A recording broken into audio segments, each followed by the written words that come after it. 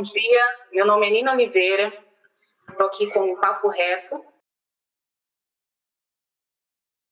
projeto idealizado pela Tapera Taperá, e hoje nós estamos convidando aqui os candidatos a vereadores às eleições de 2020 na cidade de São Paulo. E meu convidado de hoje é o Vini Lima, do Partido Rede e Sustentabilidade. Tudo bem, Vini? Oi Nina, tudo bem? Muito obrigado pelo convite do Tapera Taperá. Acompanhei em 2018 os vídeos, a gente estava falando, e estou muito animado de participar aqui agora. Ai, que bom. Obrigada. E para a gente também é um prazer poder receber você. E, Vini, para iniciar, eu vou pedir para que você conte um pouquinho para a gente da sua trajetória, né? Quem você quais os seus caminhos até aqui. Beleza. Bom, como você mesmo disse, eu sou Vinícius Lima, tenho 24 anos, eu sou jornalista e cofundador de um projeto chamado SP Invisível, onde a gente conta histórias de pessoas que estão em situação de rua, para mostrar que todo mundo que está na rua tem uma história, né? É um ser humano, tem um nome, um rosto, não é nóia, bicho, lixo, cracudo, mendigo, nenhum desses nomes horríveis que a gente usa. E não é um bloco também, não é uma multidão, não são todos iguais. Cada um ali tem a sua particularidade, a sua subjetividade. E às vezes tem uma história muito parecida com a nossa, que está numa situação totalmente diferente, e muito diferente da pessoa que está do lado dela, na mesma situação que ela. A gente faz isso há 6 anos, conta histórias e realiza também ações para conectar as pessoas, né, os voluntários com a galera em situação de rua, e também para ajudar quem está em situação de rua. Porém, eu cansei de contar as histórias, cansei de fazer as ações, e todo ano o número de pessoas em situação de rua continuar crescendo, todo ano o número de pessoas em situação de rua aumentar gradativamente, né? E aí eu vi que por mais que a gente tire uma pessoa da rua e volta 1.000 pessoas para a rua, isso é um problema estrutural, né? Não é só um problema de escolhas individuais ali de cada pessoa. Então a gente precisa mexer na maneira como a cidade funciona, né? Fechar essa torneira que gera mais e mais pessoas nas ruas. E aí eu decidi me colocar à disposição da cidade, decidi me colocar como vereador, como candidato, e estou encarando esse desafio esse ano aí. Bacana, Vini. Obrigada. Vini, então, acho que a partir disso, conta pra gente um pouquinho das suas referências. Quem que você tem de referência?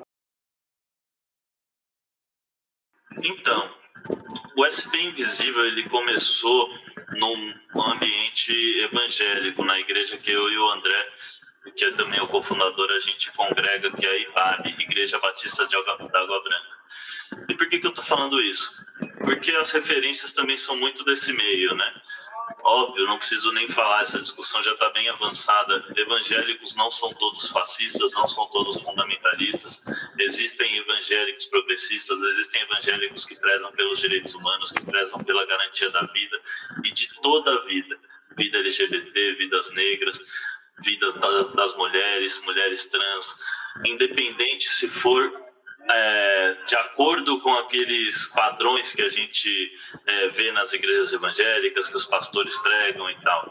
Jesus está ao lado de todas as vidas.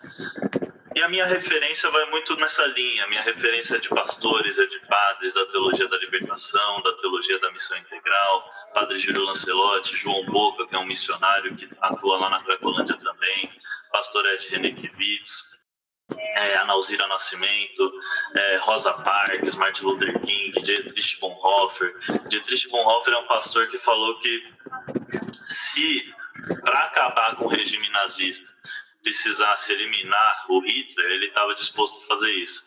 Então, talvez fosse uma metáfora, mas ele quis mostrar ali a radicalidade que exige a gente seguir Jesus. Seguir Jesus não é simplesmente faz isso ou faz aquilo, é um jeito de ser, um jeito de promover a vida, um jeito de lutar pelos direitos humanos. Martin Luther King é a mesma coisa. Ele incomodou tanto um regime racista na época, né, autoritário, que o destino dele foi a morte, o destino dele foi o assassinato. Se ele vivesse ali como a igreja quisesse, como a igreja pedia, ele ia viver tranquilamente até hoje, mas ele decidiu incomodar, seguir Jesus, seguir a radicalidade de Jesus até a sua morte. E Jesus também não foi diferente. Se ele não incomodasse, ele não ia morrer como morreu, de cruz. Cruz era o elemento de tortura mais cruel da época. Ele incomodou o regime romano, incomodou os ditadores da época, porque queria promover a vida, queria lutar pelas minorias, e isso levou ele à morte. Então minhas referências são essas. É muito engraçado, porque eu tenho acesso a plataformas de esquerda, e eu já li Manifesto do Partido Comunista, já li Rosa Luxemburgo, já li Carlos Marighella, mas não foi isso que me levou até lá, apesar de eu ter ciência disso. Foi Mateus, Marcos, Lucas e João. Foram os evangelhos que me fizeram ter acesso, poder criar o SP Invisível, poder ter relevância nesses lugares, poder ter uma construção com a população em situação de rua, ter diálogos com a galera da redução de danos, com a galera de moradia, com a galera da assistência social, da segurança pública. Então minha referência vai muito dessa minha criação, onde a gente começou o SP Invisível, das missões de igreja, onde a gente ia entregar coisas na rua, onde a gente ia cuidar das pessoas em situação de rua, levar para casa, levar para os sítios, para os acolhimentos, enfim. Então eu fui construindo isso, e depois que entrei na universidade, depois que eu fui conversando com a galera, participando de movimentos, conhecendo outros coletivos, fui também politizando um pouco essa minha experiência de ir para a rua, ouvir as histórias, ouvir as pessoas. E passei a ver que na rua existe uma maioria não branca, na rua existem poucas mulheres, porém essas mulheres são as que mais sofrem na mão do machismo antes de ir para a rua e durante ela, né? Na rua existe uma violência do Estado enorme, pela GCM, pelo RAPA, pela Polícia Militar. E passei a me incomodar de uma maneira que eu não consigo mais olhar, contar as histórias sem interferir nessas histórias, né? Agora, sem interferir nessa realidade, sem interferir na cidade. E interferir na cidade de uma maneira não controladora e generalizada, como é os albergues, por exemplo, que tenta colocar todas as pessoas em situação de rua numa regra, mas interferir na cidade de uma maneira que desperte autonomias, desperte vozes, desperte rostos, despertem potencialidades, afetos.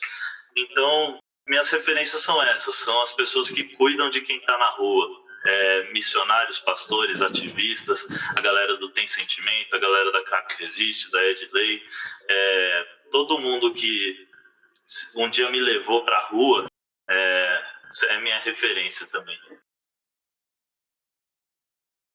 Muito bom, obrigada, Vini, por compartilhar. Gostaria que você falasse um pouco mais disso. Se eleito,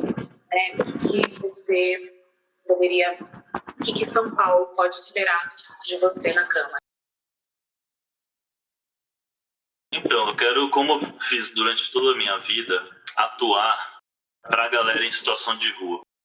Isso quer dizer que eu não vou criar políticas públicas para quem tem hoje uma casa?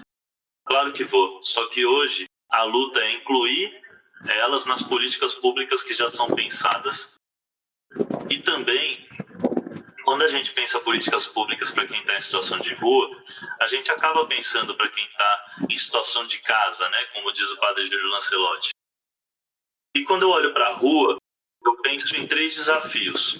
O primeiro é tirar as pessoas da rua. E isso não tem segredo, é moradia. Apesar de não ser simples, mas não tem segredo, é moradia. Locação social, investir em poder regular aluguéis, poder investir nos aluguéis para a galera em situação de rua.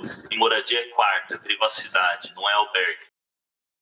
Porém, durante esse processo, como é um processo que não é da noite para o dia, a gente precisa tratar a vida na rua com dignidade. Aí é alimentação, banheiro, pia para lavar a mão, banho, saúde mental, albergue, enfim, tudo, algumas coisas que hoje já são feitas, mas precisam ser reestruturadas, como é o caso do albergue, como é o caso dos banheiros. O banheiro que fizeram agora para a pandemia parece um banheiro de estádio, não é um banheiro que é digno das pessoas usarem, né? E, por fim, fechar essa torneira da desigualdade, evitar que mais pessoas cheguem nas ruas. Eu fui para as ruas fazer as ações durante a pandemia, tomando todos os cuidados, e eu vi muitas pessoas falando que estavam meses, semanas, dias, ou seja, da pandemia para cá, na rua. Eu vi muitas pessoas que até tinham uma casa, mas precisam utilizar todos os serviços da população em situação de rua, porque só conseguiam pagar aluguel, não conseguiam fazer mais nada. Então a gente precisa fechar essa torneira da desigualdade. Por que eu penso que quando a gente faz uma coisa para um, a gente faz para outro? Quando eu faço um banheiro na praça, um banheiro legal, eu ajudo quem está na rua e ajudo a gente também. Se a gente está passeando, a gente tem vontade de ir no banheiro, a gente pode usar. Quando eu faço uma renda básica, eu ajudo quem está na rua e ajudo também quem está nas quebradas. Eu ajudo eu ajudo a evitar que pessoas cheguem nas ruas. Programa de educação básica, para as crianças que estão hoje em situação de rua, mas para as crianças que também não estão em situação de rua, mas que também não estão indo para a escola. Tudo vai afetando quem está e quem não está na rua. A diferença é que hoje as políticas que são pensadas não chegam em quem está na rua. Então, olhar claramente para esses 3 desafios, porque hoje o que é feito é esse segundo, e de maneira muito capenga, né? Levar a dignidade para a rua, não tem uma política de tirar da rua e não tem uma política de evitar que pessoas cheguem nas ruas. E pensar recortes. Hoje, Nina, a gente pensa as políticas públicas para a população em situação de rua generalizadas. A gente não pensa os recortes que existem nas ruas. A gente pensa assim, tem 40 mil pessoas em situação de rua, joga albergue. E achando que albergue vai solucionar tudo. Só que os albergues tratam todo mundo como iguais. Bota uma cama do lado da outra, separa os cônjuges, separa pais de filhos, separa catador de carroça, separa dono dos seus bichinhos, vai separando tudo, coloca um horário ali que é muito difícil de entrar, porque você não consegue ter a sua vida normal, vai colocando várias regras e insalubridade também dos materiais. E não tem a privacidade, eles querem a privacidade. Por exemplo, privacidade é identidade. O seu quarto é de um jeito, o meu quarto é de outro, o quarto da minha mãe é de outro, a ponto de que se alguém chega em casa, mesmo se a gente não esteja aqui, a pessoa vai falar, pô, esse é o quarto do Vini, aquele é o quarto da mãe dele. Porque quarto é identidade, e eles não têm onde ter isso. A gente reclama que as pessoas em situação de rua são violentas, são agressivas, só que a gente discute com quem mora com a gente também, né? Lógico que eu não estou falando de agressão é crime, mas a gente discute com quem mora com a gente. A diferença é que eles fazem em público. A gente reclama que eles são doidos, que eles ficam muito bêbados, só que a gente faz festa também. A gente faz na privacidade. A gente reclama que, sei lá, que são tarados, enfim, só que a gente namora. A gente reclama que eles são nojentos, mas a gente usa o banheiro. É que tudo que a gente faz na privacidade, eles têm que fazer em público, porque eles não têm direito à privacidade. Mas a gente é muito parecido com eles. E o que eu falo dos recortes? A gente tem LGBTs nas ruas, a gente tem mulheres nas ruas, idosos nas ruas, crianças nas ruas. Existem esses recortes nas ruas e cada pessoa passa um problema. A gente não pensa políticas públicas para esses recortes, uma política, sei lá, de absorvente, uma política de acolhimento para a terceira idade durante a pandemia. A gente não pensa uma política contra o feminicídio na rua. A gente simplesmente pega e acha que todo mundo que está na rua tem o mesmo problema e joga. Mas a única unanimidade na rua é a moradia, a falta dela, né? E isso não é pensado. De resto, o pessoal acha que todo mundo precisa de albergue, todo mundo precisa dos mesmos serviços. A gente não precisa ampliar as respostas antigas. Não é aumentar o número de albergue, mas dar novas respostas para os problemas que a gente vai ouvir. Muito obrigada, Vini. E é isso, que fica o nosso agradecimento do Papo Reto, da Tapera. Um dia e uma boa semana. Obrigada, Vini. Obrigado, Nina. Obrigado, Tapera. Obrigado, Papo Reto. Foi um papo muito legal e foi rápido, né? Eu queria ficar conversando aqui por horas, mas brigadão. Tamo junto e boa sorte para todos os candidatos aí nessas eleições. Mas dia 15 de novembro é 1880. Vamos nessa aí.